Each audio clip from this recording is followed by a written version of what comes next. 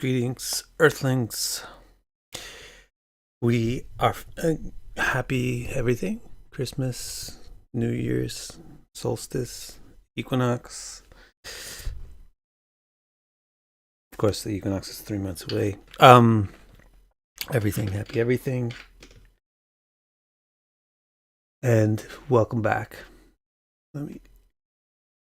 Okay, so we are reviewing and polishing up our fourth canto of Bhagavatam.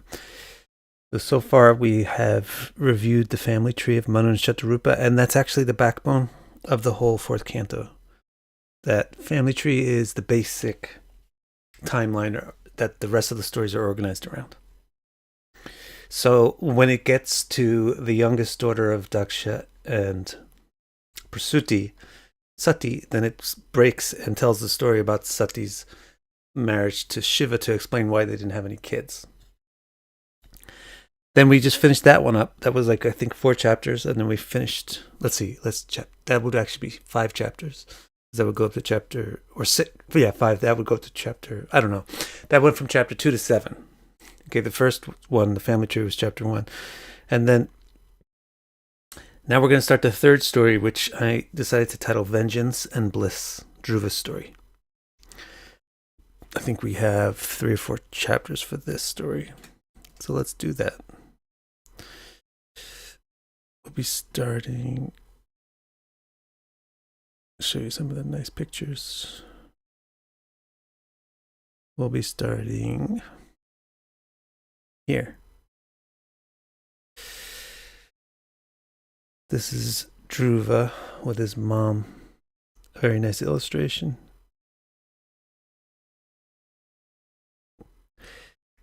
And the story is Vengeance and Bliss, the story of Dhruva.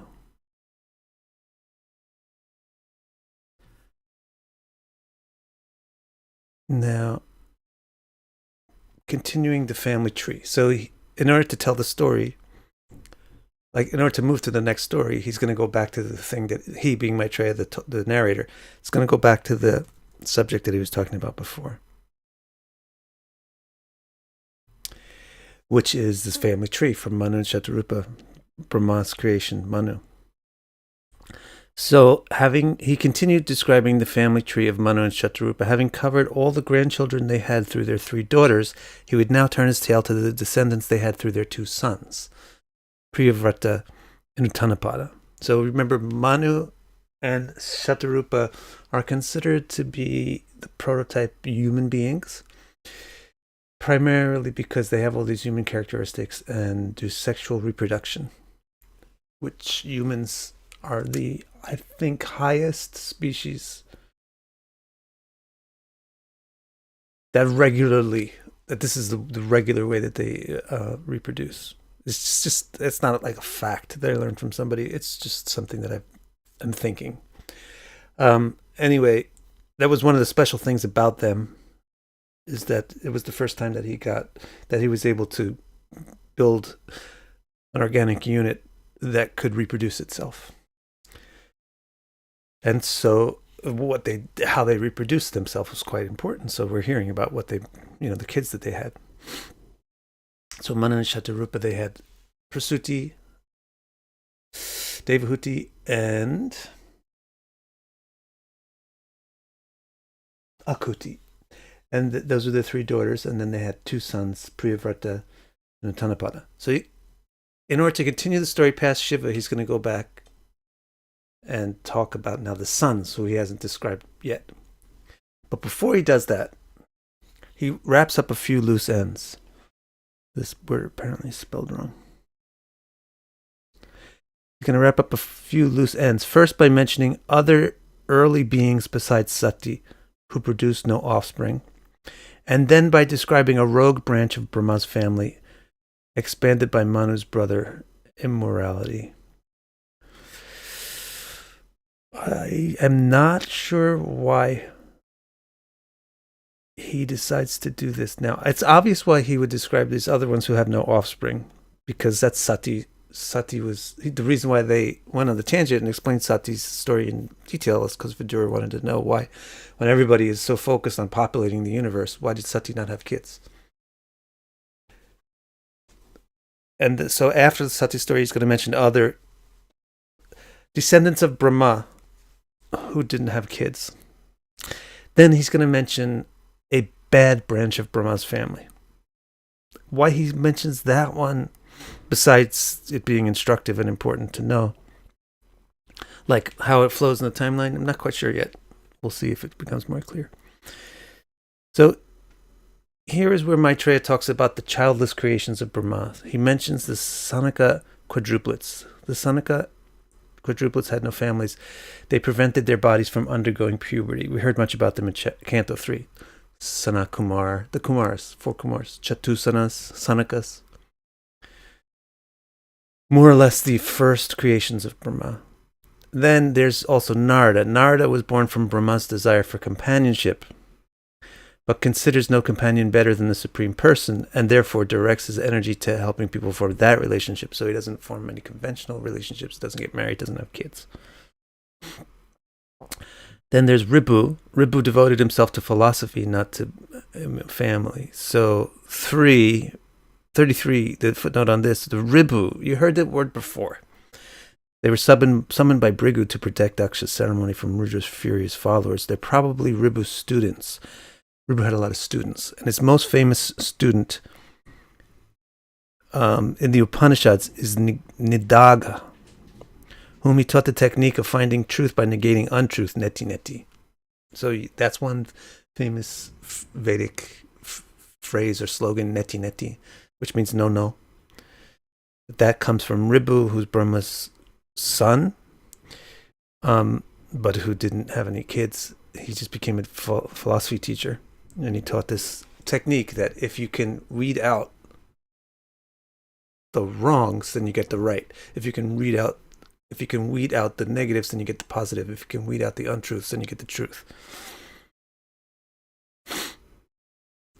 Then there's Hansa. Hansa manifested through Brahmā when this is going to be an interesting story. Hansa manifested through Brahmā, so he's considered a child of Brahmā. When the Sanika Quadruplets had very perplexing philosophical questions about how to undo the spontaneous link between the mind and senses, Brahma's struggle to answer induced Vishnu to appear as Hansa and enlighten them. And this story will be told in detail in the 11th canto. So because the Sanika Quadruplets asked Brahmā some questions that he couldn't really answer well, his perplexity caused or invoked the avatar of Vishnu as Hamsa, who appeared somehow through Brahma's body. And so he's considered Brahma's creation or child.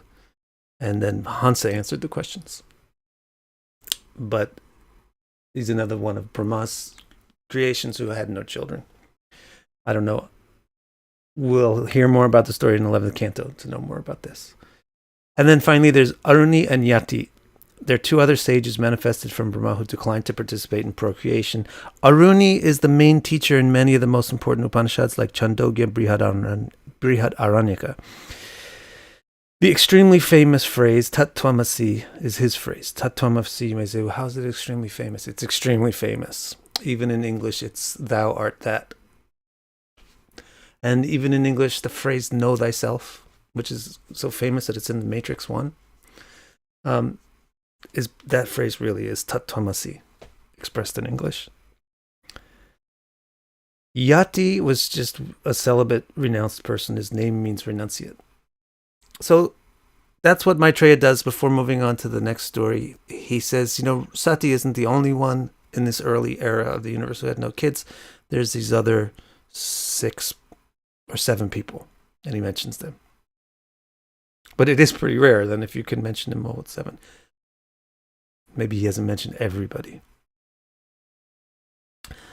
Any questions there? Next he's going to move on to his other topic, which is the rogue branch. This is interesting.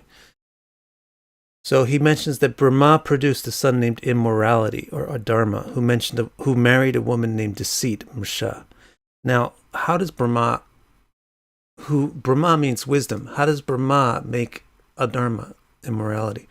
So it's said that immorality was born from Brahma's back.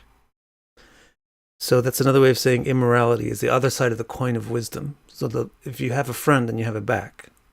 If you have wisdom, then you also have non-wisdom, right? If you have wise action, you also have bad action. It's the flip side of it. So adharma was produced from Brahmā also. Adharma means immorality or non-integrity. And non-integrity or immorality marries a woman named Deceit. They have 2 children, a boy named Hypocrisy and a girl named Fraud, Maya and Damba. These 2 children were kidnapped by lawlessness. So lawlessness, which is a synonym for deceit, kidnaps the 2 kids because she can't produce anything of her own because she's niriti, lawless or realless. Then she raises them and they have their own kid. Hypocrisy and Fraud produce a boy named Greed, Lobha, and a girl named Shameless, Nikriti. And they give birth to a boy named Anger and a girl named War, Krodha anger and hostility, Krodha and Hinsa. And they give birth to a boy named War and a girl named Slander, Kali and Durukti, who produced death, Mritu, and fear, Piti, who produced annihilation, Niraya, and retaliation, Yatana. So here's a very interesting family tree. Let me put it on the page like this.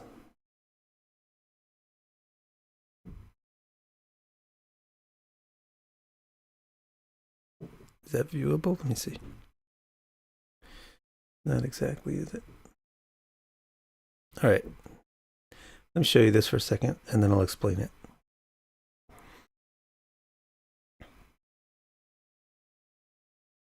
Oh boy. We got a bit of scrolling to do. Here we go. So here you can see it. It's a little bit easier to do it like this. Immorality or non-integrity marries deceit. They have a boy and a girl. Hypocrisy and Fraud. Then they have their own kid together. They have greed and shameless.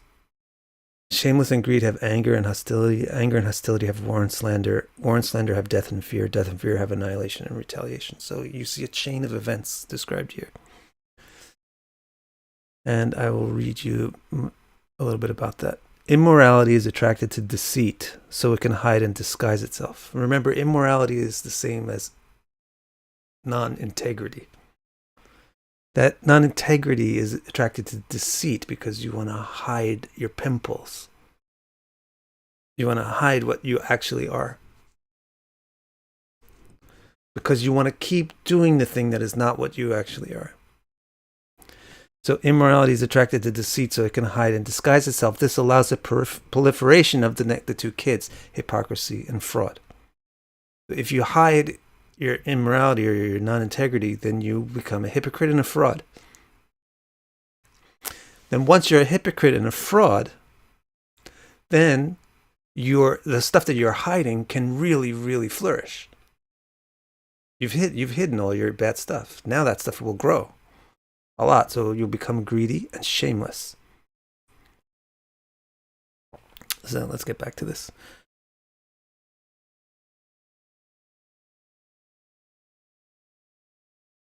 Yeah, this allows the proliferation of hypocrisy and fraud, which we employ to nurture shameless greeds. I wonder if the sound is okay. I didn't check anything. I just hopped right on. Yeah. This allows the proliferation of hypocrisy and greed, which we employ to nurture shameless greeds. Pursuit of greed radically stratifies winners from losers, creating anger and hostility in society. That's very interesting. Now, what happens next? If people cover up their evils, then those evils will grow under the protection of hypocrisy and fraud because they'll be hidden. When they grow and proliferate, then people become extremely greedy and shameless. When they become greedy and shameless, then they do a lot of things that really should not be done. When things are done wrong, when wrongs are done, people become angry and hostile. So we shouldn't really be exploiting each other the way we do. But we do because we're greedy and shameless. And the reason why we're greedy and shameless is because we've taken shelter of hypocrisy and fraud to hide our basic flaws.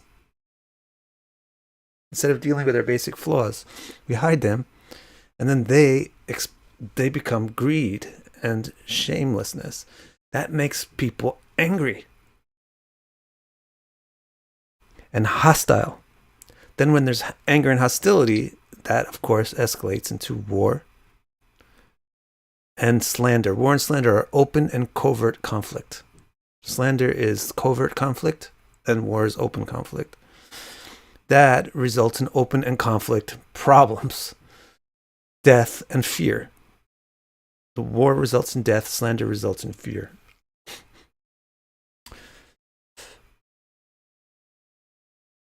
Then this leaves casualties and scars, death and fear, ending in either destruction or continued retaliation. So there you go.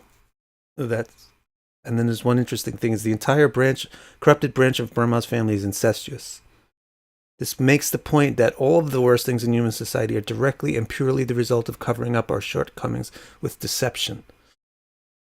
The whole family has only one special member, which is Mrisha, deceit. The rest of it is just self-produced. If immorality marries deceit, then all of the rest of this family comes just from themselves. You don't need any new people to get involved. Okay. Well, that's it, actually. That's all I was able to cover yesterday. This was a bit of a mess when I started working on it. Is there any questions on that?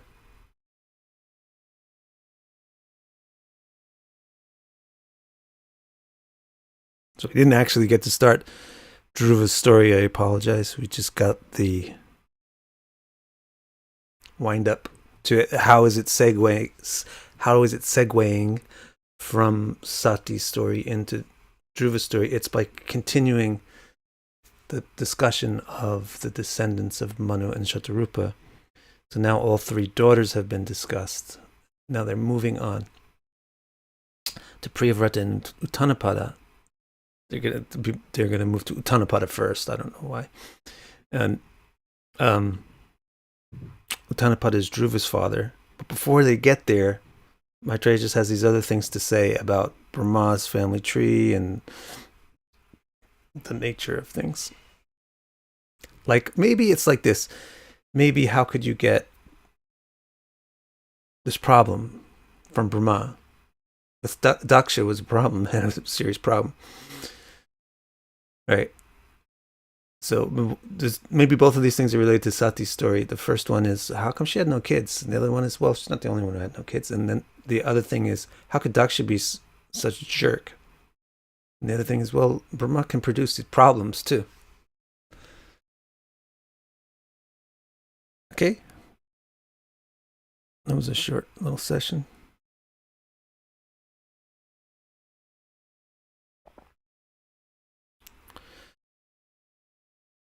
Bardo has a question. Are all three gunas needed for Manu and human sexual reproduction? Too much sattva equals no drive to reproduce? Not necessarily. It's more about your swabhava. Sattva will... The nature of tamas is the lack of desire to do anything. The nature of rajas is intense desire to do everything. And the nature of sattva is a balance. That there will be no desire to do unnecessary things, and there'll be desire to do necessary things. So if a sattvic person concludes that having a family is necessary, then they're going to do it. Not sattvic. It's not asattvic or non-sattvic. So, for example, the seven rishis all have sages and children. Brahmā has children. You're not going to say, well, see, that means that they're just Rajaguna, they're not Sattvaguna.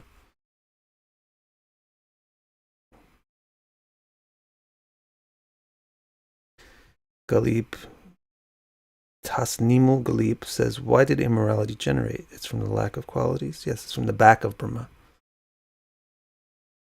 Why were they allowed to expand families? Everybody's allowed to exist. I mean, and you can't prevent something from existing. When you have light, then there'll be a shadow. You can't prevent the shadow from the light. You can't prevent light actually from establishing darkness, because darkness is the absence of light. People have the wrong idea that light is the absence of darkness, but actually nothing produces darkness. Darkness is the absence of something producing light. So you can avoid having light when you have darkness, but you can't avoid having darkness when you have light, because when the light is gone, there'll be darkness. With the darkness, there's no point where it's going to be gone if you don't have a light. You see what I'm saying? Light produces darkness, not darkness produces light. Even though when you look in space, it looks like there's a big black thing producing these bright stars, it's actually light producing darkness. So why am I mentioning this? Because if you have Brahmā, which means proper perception, then you're going to have improper perception as well. By his back. And then why is it allowed to proliferate? What do you mean, why is it allowed to proliferate? It has to proliferate. These things exist. If you have life, then you're going to have lack of life, death. You need to get some way to get there.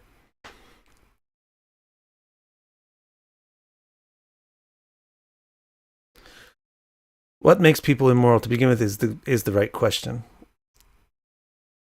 Then if immorality has that, which MMS, yes, Graziella, if immorality didn't marry Mrsha, then you don't have this whole, if immorality doesn't marry Mrsha, then you don't have this whole thing unfold. So this is applicable to society, and it's applicable to us as individuals. If we have non-integrities and immoralities, we can marry them to deceit, and then we're going to get this whole result.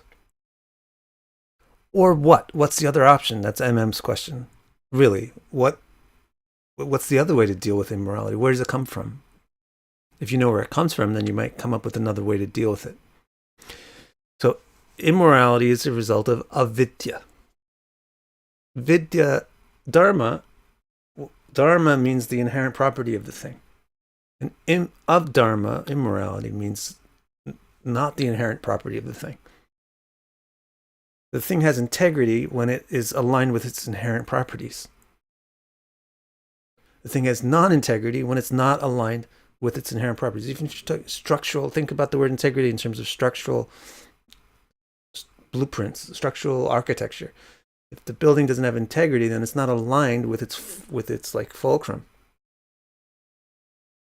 If you're off the center, then you're going to have non-integrity, and the building is going to fall over. Non-integrity means it's not in line with its true nature, a dharma. So if you have vidya, or accurate education, then you'll be able to perceive dharma and be in harmony with the dharma.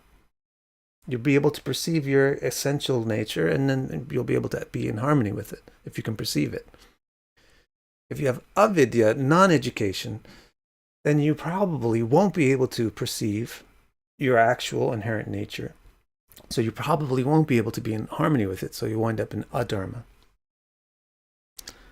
So that's what makes people immoral to begin with, is bad education. Lack of education, or bad education. Make sense? Any other cues?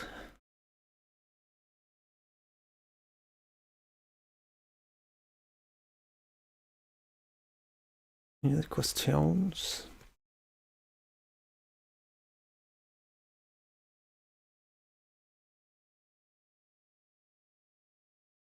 Let's see, I'll count down from 10.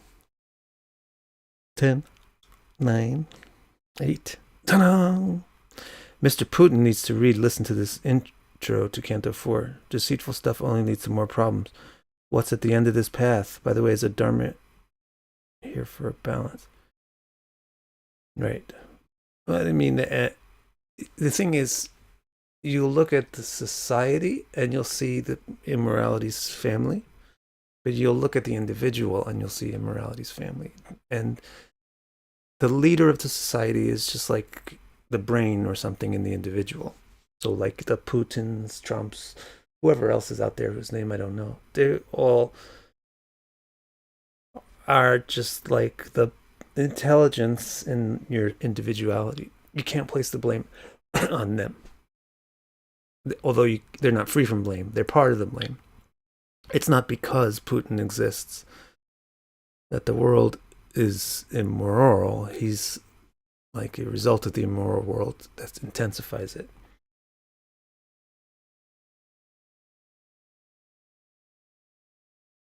It's not exactly here for a balance, but it's just the thing that naturally results as a balance. It's not even about balance, it's just the fact that it can exist. If you have light, then you can have dark. Now that you know what light is, you can have dark. So if you have integrity and dharma, then you could have, there can be a dharma and immorality. This is one of the things that the logicians of India established, is that the existence of one thing implies the non-existence of it, implies that it can be absent, and hence the opposite of the thing, or the absence of the thing, is a part of the thing.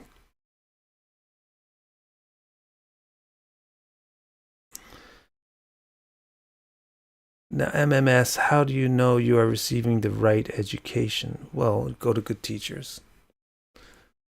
Go to teachers that don't have a dharma. Go to books that don't promote a dharma, right? And then judge on the result. If you're having good education, then you should be getting less greed.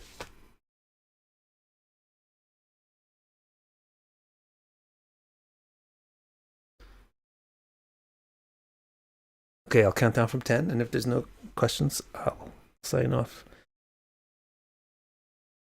10, 9, 8, 7, 6, 5, 4, 3, 2, 1.